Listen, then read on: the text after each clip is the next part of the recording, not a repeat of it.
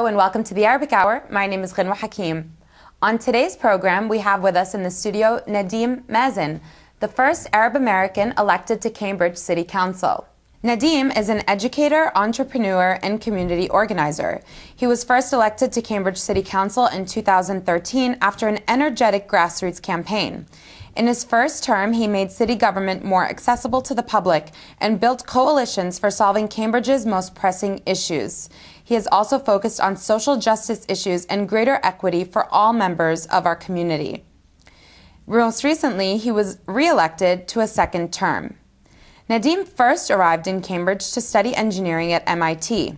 After graduation, he founded two small community-oriented businesses in Central Square, Nimblebot, a creative agency, and Danger Awesome, a makerspace that makes creative expression and tools to the masses. He's a natural collaborator and problem solver and is dedicated to bringing fresh, progressive voices into community leadership. Thanks for being with us today, Nadeem. It's great to have you. It's a pleasure to be here. Thank you. I want to know kind of what took you from the tech world, the innovation world, into politics. I've been kind of captured by things that I feel need to be created for a little while. I have a business that serves mostly nonprofits because I saw that nonprofits didn't really have a lot of animation catering to their advocacy and their storytelling.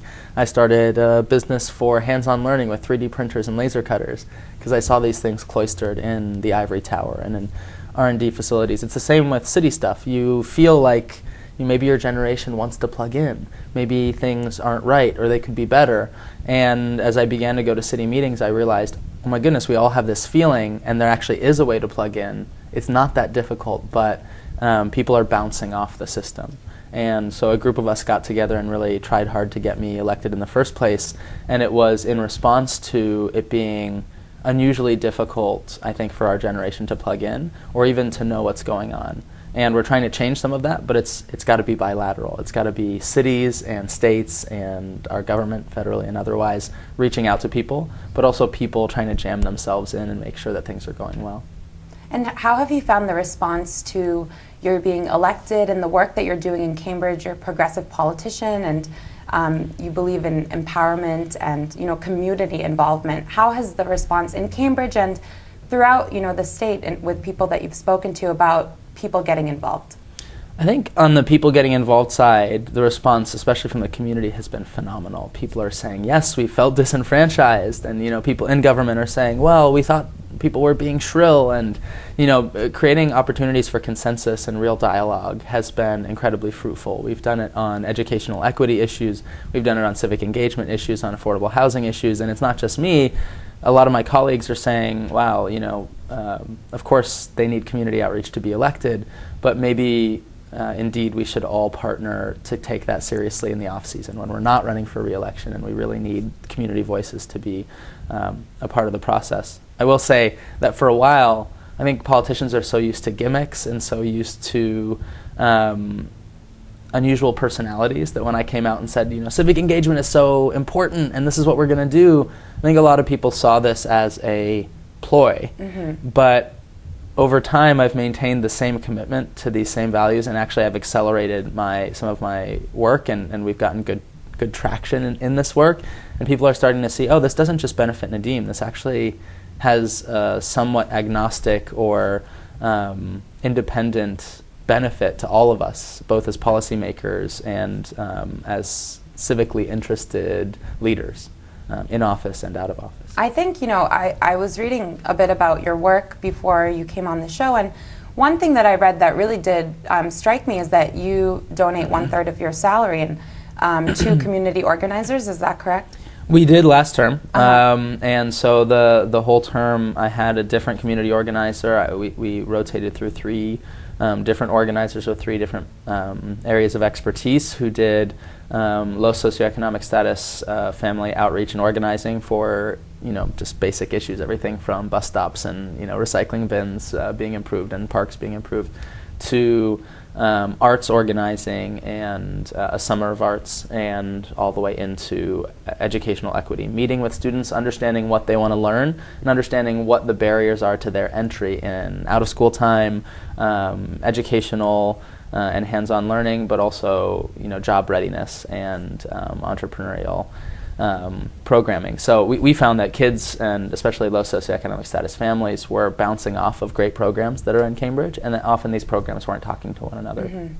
And so our organizer, Jake, in that case, was a substitute teacher, worked with teachers in the school system, worked with a lot of students and families, and started a run of plugging students into programs, and then just seeing how that could be a model for cities doing that. All cities should be reaching out proactively and solving this problem, not just the problem of how kids do in the classroom, but how they are becoming ready for jobs and becoming excited about their skills, about their opportunities, and about their future jobs early. And that work of creating connective tissue and creating opportunity that's equitable is sorely lacking in most American cities. So going back a little bit into kind of reaching into the community, I don't want to place any labels on you, so I'll allow you to kind of self-identify, but you know, just from knowing a bit of your background, you're a Muslim, you're an Arab American, and you are representing a city with a significant number of minorities. Is that something that you think kind of sets you apart as a politician, that you understand this minority identity? Or I'll let you say it in your own words. You know, I think definitely having the perspective of someone first generation, or first generation I suppose on my dad's side, is super useful. It's useful in understanding what it feels like for my peers who have just gotten here and are trying to make a life, trying to make a life for themselves. There's a whole lot of people whose parents sacrificed everything to get here, but finding the foothold for them when housing prices are high, when businesses are hard to start, when funding is difficult to come by, it's hard for all of us. And so there's a whole bunch of hardworking people, I think, who are excited to have someone like me in office, but I'm not the only one. In this city and in a host of other cities, there's a lot of people who've had this experience, and in fact the Aziz Ansari show, Master of None, I think is reflecting just how popular the minority perspective is, and how America's becoming, over time, a majority minority country, and how important these perspectives are. That being said, yes, I'm Muslim American, I'm Arab American, I'm proud of these things, but I think that my impact can be somewhat generic in the sense that I actually think a lot of different types of leaders could have the same impact I'm having, and will have the same and better impacts. I think it's excellent that Arab Americans and Muslim Americans are beginning to get involved, and that's a matter of representing their communities, but also representing American values in general. And so I think it may seem unusual to Americans that, I don't know, I guess a lot of my colleagues and a lot of my friends don't realize that Muslims are so underrepresented. So it may seem unusual that we're celebrating just the very basic start to a foothold in government, to a foothold in leadership and service and all of these other things. But indeed, it is new, it is different, and it is special. But I would say for me, I'm primarily someone who is driving very specific projects and very general American values, or what I see as progressive American values. And the fact that I'm Muslim and Arab is just like happens to be my identity. And I think I'm lucky in that my Muslim values and my Arab cultural values and heritage line up really well with the policy perspectives that I have. And I think have been an anchor point for those who aren't Muslim, saying, well, I have the same values, and your cultural tradition is a valuable and unique perspective on the same things we've been talking about for years. Yeah, I think that's really interesting, and I think it's very important to have people in the public light who come from a variety of different backgrounds, not necessarily just yours, showing that we're all the same. We all want, the same things for our communities and for our kids, and to really rally around that rather than our differences, which unfortunately is something that we're seeing a lot, with the Republican candidates and all of the debates. A few months ago, maybe it was about a year ago, I did hear you speak at the NAP fundraiser gala, the Network of American Arab Professionals. And I was really struck by the way that you were kind of questioning the audience, like, what do you care about? What are you interested in? And you were really trying to find some leaders, I think, in that group. So And we found a couple. That's great. That's great. So is that something that you kind of are also working on, like trying to find new leaders within the community? And how do you support that type of leadership skill if you find that in somebody? So this is a long string of important, I think, related issues. One is that at that dinner, the proportion of Arabs, of Muslims, of minorities in general who feel like they should get involved is very low. And so when I go to a dinner like that, I'm often disappointed, to be perfectly honest. And I hope it was clear that I was disappointed when I was speaking, because I felt my audience wasn't interacting, and I feel that in general, Arab and Muslim audiences sometimes need an extra invitation to show up in the same way that one of our faith allies or one of our upper middle class white men might do. We see certain faces and certain perspectives in politics, and it's great to have the majority perspective, but that also means we have to work extra hard to make sure we're including the minority perspective, especially when we are that minority. We're not seeing that traction, and so it's up to leaders like you, me, and any leaders who are watching or who are hoping to participate in the future to go above and beyond to get some traction. The how, what do we do to identify leaders when we see some potential, and how can we train people? For me, it's very basic. Excuse me. We can use traditional campaign tactics, door knocking, phone banking, fundraising, list making, social media outreach, meetings, conference phone calls, to establish our priorities, to grow our lists and our supporters, to fundraise for everything from flyers to full-time employees and outreach professionals and training professionals, to just connecting around a Facebook event and socializing properly, socializing actively around our civic issues. As long as we're showing up, and as long as we're growing in number and creating more connections, turns out there's a lot of us, and we're agreed on many, many issues. And that very basic mobilizing, showing up, and naming the issues, just naming the issues that are important to us, is the beginning of something really important. And to many people's surprise, that's not happening. There's no one doing it. You can point to your local Arab American organization, your local even civic organization, and I guarantee you that if they have a full-time executive director, that person is overwhelmed, overtasked, and under-supported, especially in Muslim and Arab circles. And so I think as long as we can name that issue, the fact that we're A+ people doing C+ work, that we have great opportunities for improvement, and I hope it's clear that my self-critical and community-critical perspective is one of where we have great potential, great people, and great hope. And we also have a great basis that's been set up by our predecessors, those people who started the TV shows and the cable access channels and the platforms for this growth. And now it's up to our generation to do a little bit better than C+ as we go forward. Yeah, I agree. I think, our generation at times is kind of preoccupied with going to work every day and making sure that they progress in their careers. It's difficult to kind of move beyond a day-to-day routine, but I agree with you. I think it's extremely important to be involved, especially at a time where politics is so divisive, and our voices do count and our voices do matter, and that's why it's great to have somebody like you, not just representing our communities, but representing the Cambridge community so well, and really providing a lot of encouragement to be involved and to get moving. So Nadeem, you've recently been re-elected to your position, so congratulations on that. I'd like to know kind of what's next for this term. It's a good question. So on the city side, we want to work on engaging even more people. We're starting affinity groups on a host of issues, from transit and affordable housing to education and urban planning. And we hope that as we engage more people, we really continue the movement of everyday people getting involved and maybe even considering running for office. I've been dotting the country, San Francisco, LA, DC, New York, Houston coming up, meeting Muslim communities and Arab communities and asking, who's planning to run and with what training regimen, and distributing the training that we created for me and for our team.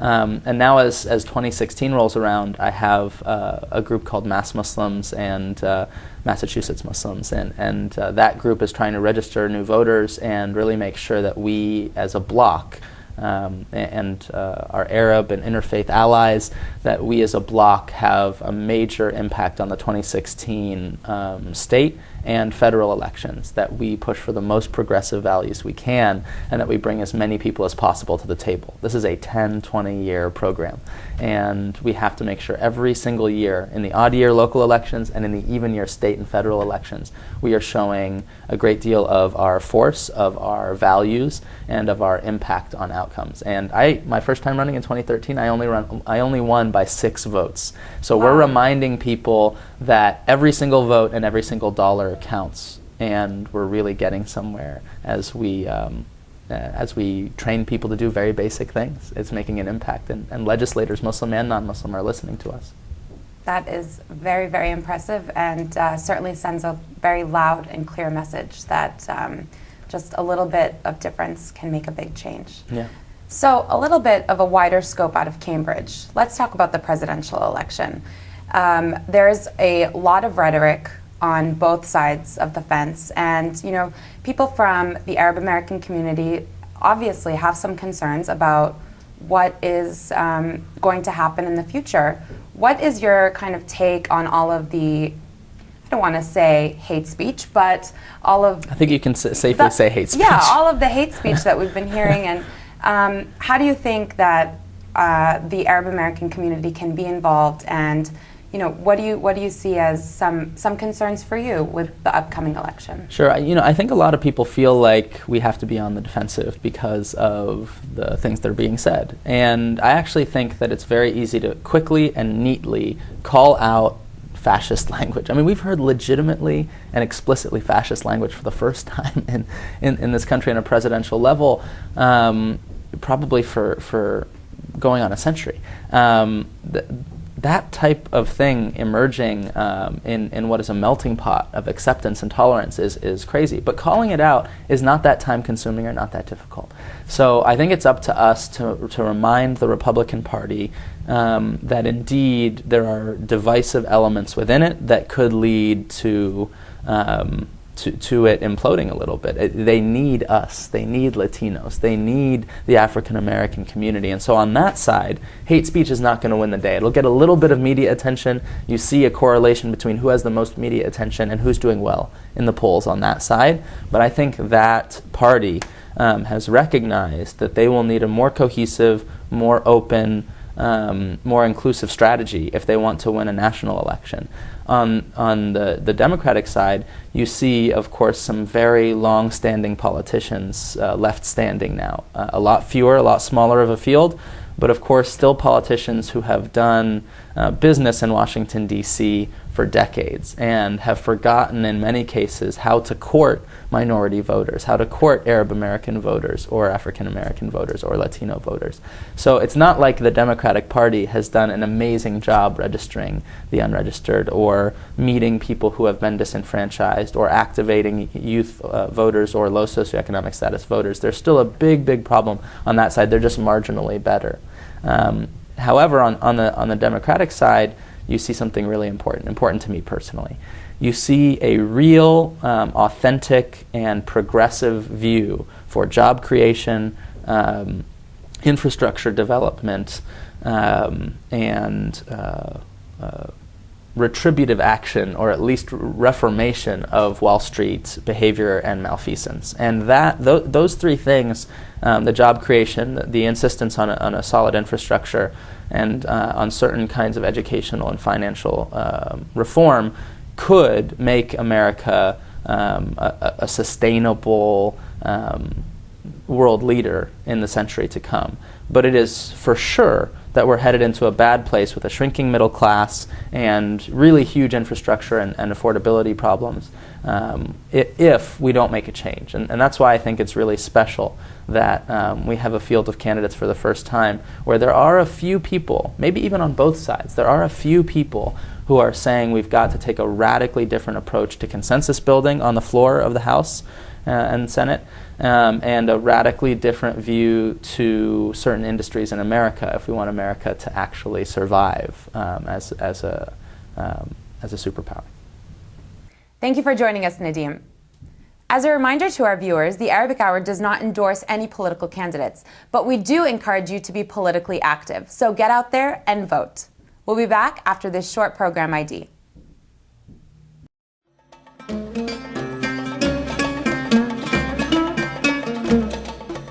You are watching the Arabic Hour, a program of news, views, culture, cuisine, and the Arab American experience. To view today's program or any previous programs, log on to our website at www.arabichour.org. Thank you so much for joining us. That's all the time that we have for today. On behalf of all of the volunteers here at the Arabic Hour, this is Ghanwa Hakim, wishing you a pleasant week. The Arabic Hour has been brought to you in part by the William G. Abdullah Memorial Library, a resource center for information and education on the Arab American experience, the American Arabic Benevolent Association, an umbrella organization for community endeavors, the Nicholas G. Barham Veterans Association and Ladies Auxiliary, providing veteran services scholarships with community pride, and by our members as well as contributions by viewers like you.